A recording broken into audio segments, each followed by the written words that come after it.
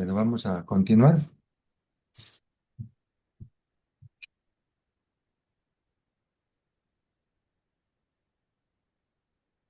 Bueno, ya vimos entonces la estructura que tiene el texto y por qué se le llama quiasmo. Porque una finalidad es memorizar el pasaje bíblico, pero también identificar el problema. ¿Cuál es el problema aquí en el texto? Lo que está en el centro. Un quiasmo siempre va a tener el problema en el centro, es decir, la letra H. Los discípulos esperaban que el Mesías, que Jesús liberara a Israel. Las mujeres lo vieron, los ángeles lo anunciaron, pero ellos no creían. Y Jesús los amonesta por su falta de fe. Ese es el problema en este texto. Eso es lo central,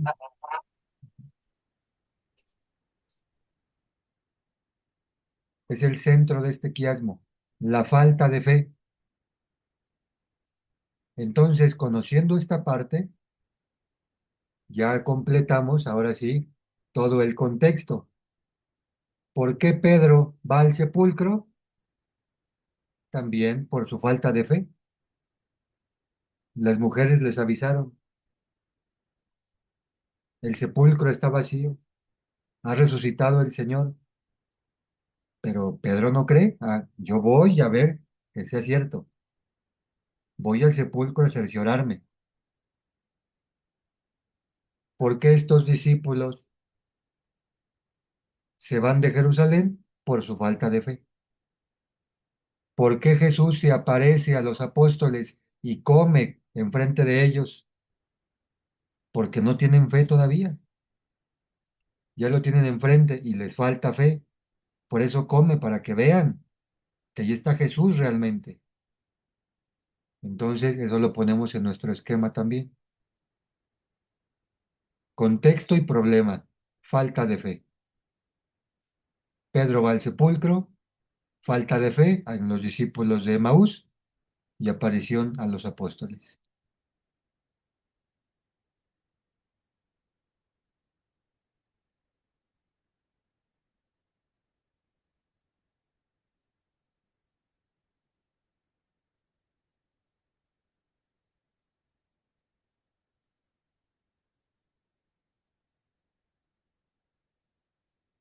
Este texto tiene una estructura de quiasmo, pero también tiene otra estructura muy especial. Vemos primero que Jesús explica las escrituras, explica la palabra de Dios, la hace accesible y la aterriza a la realidad de estos discípulos. Les predica la palabra de Dios. Todo el Antiguo Testamento, Moisés y los profetas, para que ellos comprendan que Jesús está presente en los profetas, está presente en Moisés, en la ley. Es decir, Jesús realiza con ellos una liturgia de la palabra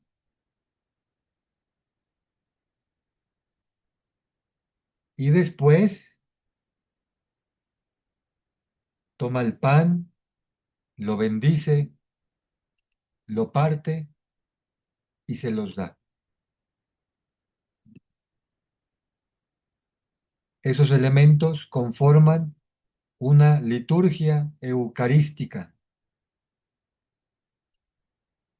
es decir,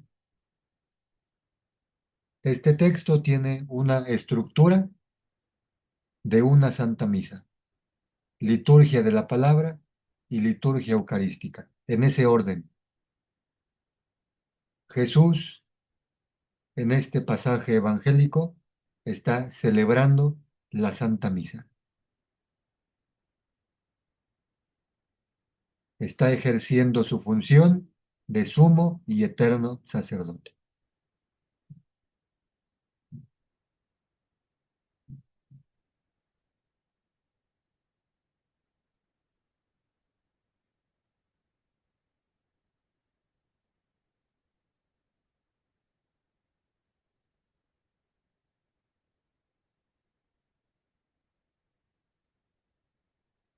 ¿Qué significa Jerusalén?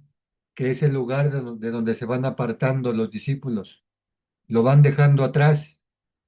Jerusalén es la ciudad santa, es el lugar donde Dios habita, el lugar donde está el templo, el encuentro con Dios. Para San Lucas, Jerusalén es el lugar donde Dios habita. Y estos discípulos, por su falta de fe, se van de Jerusalén, se van de la presencia de Dios, dejan atrás la oportunidad de encontrarse con Él, de volver a Él, y se dirigen hacia Emaús, van por el camino que conduce a Emaús. ¿Qué significa Emaús? Emaús representa el mundo y apartarse de Dios, de Jerusalén a Emaús. Y en ese trayecto, en ese camino hacia lo mundano, hacia perderse, hacia olvidarse de Dios, Jesús les sale al encuentro. Ya entendiendo el significado de los lugares, vemos más a profundidad por qué Jesús les sale en el camino, porque ellos van caminando hacia la perdición, hacia el mundo, hacia la ausencia de Dios. Y algo muy importante es que ellos no llegan a Emaús. Estando ya cerca, todavía no llegaban. Estando ya cerca es cuando Jesús realiza la fracción del pan y le reconocen. Es decir, Jesús los salva de una vida sin sentido, los salva de Emaús, de una vida vacía de Dios. Jesús se está presentando en este texto como el Salvador, el Mesías, también como el buen pastor que va en busca de estas ovejas que están perdidas, que van por un camino equivocado. Y también Jesús se nos muestra como sumo y eterno sacerdote. En un texto tan común que hemos escuchado tantas veces, Jesús sigue teniendo tanto que decirnos. Él es el buen pastor, Él es nuestra luz, Él es la palabra hecha carne, Él es nuestro Salvador, Él es nuestro sumo y eterno sacerdote.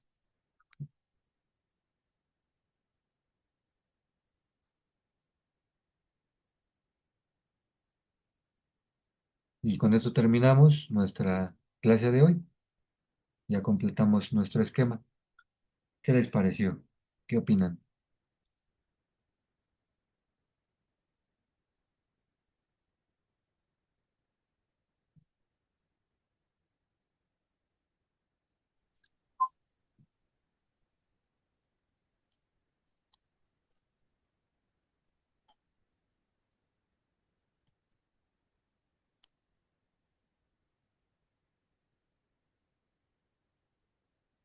Mm, Buenas Profesor, noches, yo profe. tengo una pregunta. Buenas noches, profe. Buenas noches, sí, adelante. Este, no, pues agradecerle la forma en que nos hace ver cada texto bíblico. Digo, ya habíamos visto con usted esta parte bíblica, pero se aprende algo, algo nuevo y más, eh, ¿cómo decirle? Pues ahora sí que en esta parte pues, nos queda un poco más claro el contexto, ¿verdad? En lo que muchas veces pues, nos podemos por reflejarme a los apóstoles, la falta de fe que nos hace falta mucho. ¿sale? Y cuántas veces no hemos querido también nosotros ir a nuestro Emaús, nos hemos querido apartar de Dios, pero pues creo que aquí también esta clase que hoy usted nos ha facilitado, pues también Él siempre sale a nuestro encuentro, precisamente para no perdernos. Gracias, profe, en verdad, muchísimas gracias. Sí, gracias por su comentario y por estar aquí. También aquí se me olvidó comentarles la flechita. San Lucas nos presenta el problema, la falta de fe y al mismo tiempo la solución, para decirle y decirnos a los discípulos, ¿te falta fe? ¿Cuál es la solución? Ve a la Eucaristía. Cristian. ¿Te sientes desanimado? Ve a la Eucaristía. ¿No ves a Dios en ti? Ve a la Eucaristía. ¿Tienes miedo? Ve a la Eucaristía. Esa es la solución a nuestros problemas, porque ahí está Jesús, nuestro buen pastor. ¿Algún otro comentario?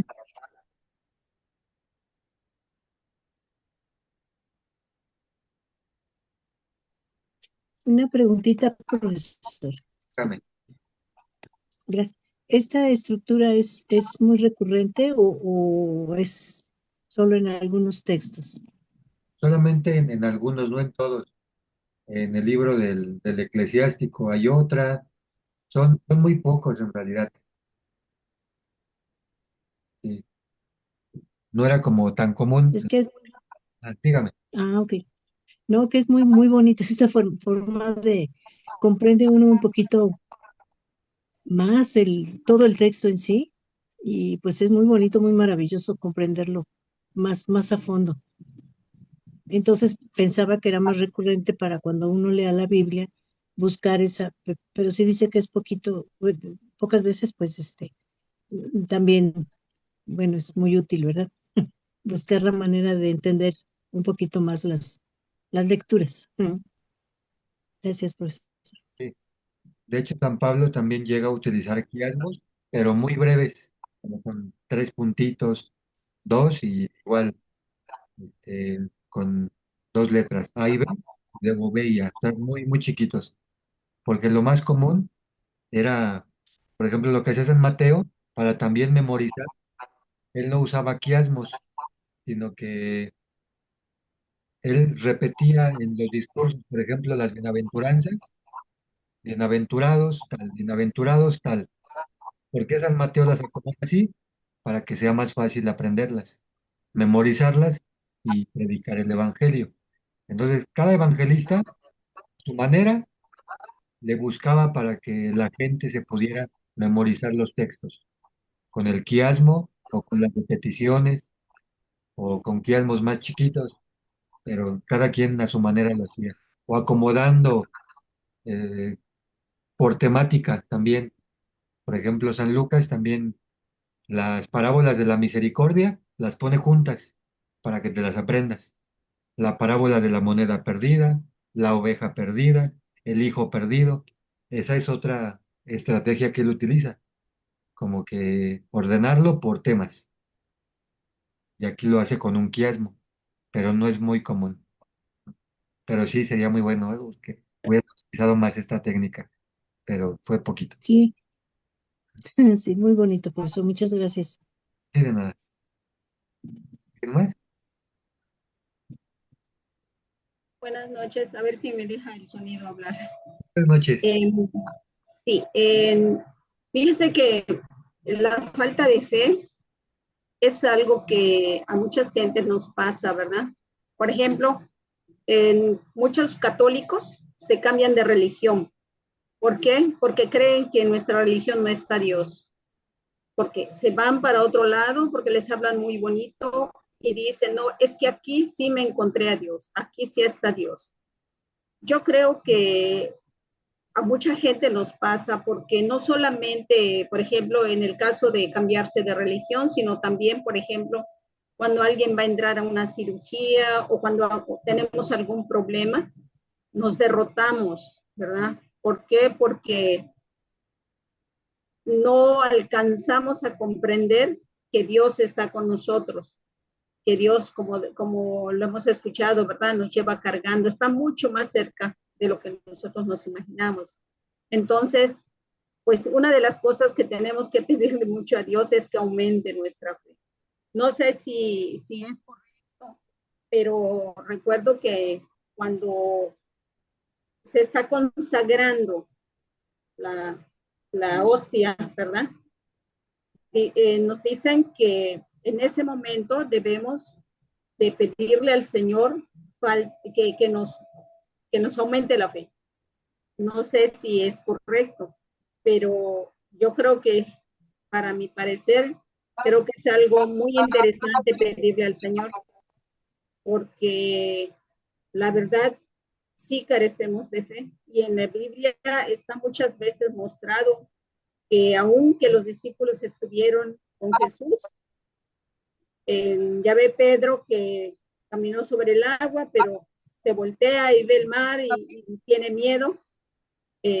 Empezamos a dudar del poder de Dios. Entonces yo creo que con este tema debemos pedirle a Dios que nos aumente la fe. A este grupo, pues, que hemos estado caminando juntos ya por mucho tiempo.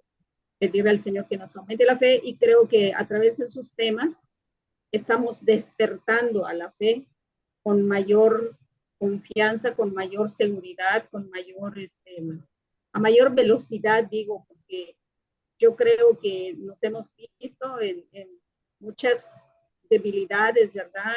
En esa falta de confianza. Entonces, pues con este tema nos ayuda a darnos cuenta que no hay que alejarnos de Dios, ni siquiera, por ejemplo, de cambiar de religión, sino pues abrirnos a la gracia. Ese es mi comentario. Buenas noches. Buenas noches. Sí, muchas gracias por su comentario. Dice San Pablo precisamente que la fe viene por la escucha de la palabra de Dios. Entonces, al estudiar la palabra en estas clases de Biblia, un fruto natural que va surgiendo es el aumento de nuestra fe, enamorarnos más de Jesús, enamorarnos más de la iglesia. Eso surge de una manera natural cuando se estudia con un corazón abierto y sincero la palabra de Dios. Es una consecuencia de ver otras palabras. Sí, de hecho, por ejemplo, en el bautismo, ya ve que dice que la fe entra por la palabra, ¿no? O sea, primero hay que evangelizar a la persona y luego el bautismo. Y ya se bautiza a la persona porque está creyendo, al menos un poquitito, pero se le abrió un poco el entendimiento, ¿verdad? Y se abrió el corazón también. Exactamente. Sí. Muchas gracias. ¿Alguien más?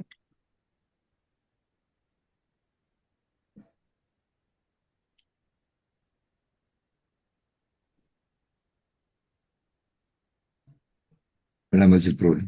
Buenas noches. Compañero, en realidad no faltan palabras para expresar la forma como usted nos instruye. Hay un dicho que dice, el silencio es elocuente. A muchos nos deja atónitos, estupefactos, callados. ¿Sí? Yo le agradezco y lo seguiré haciendo. Hay una forma de ver una luz al fondo, de entender lo que es la Sagrada Escritura. Gracias, profe. Dios lo bendiga. A todos, buenas noches. Muchas gracias por su comentario y por estar aquí. Gracias. ¿Alguien más?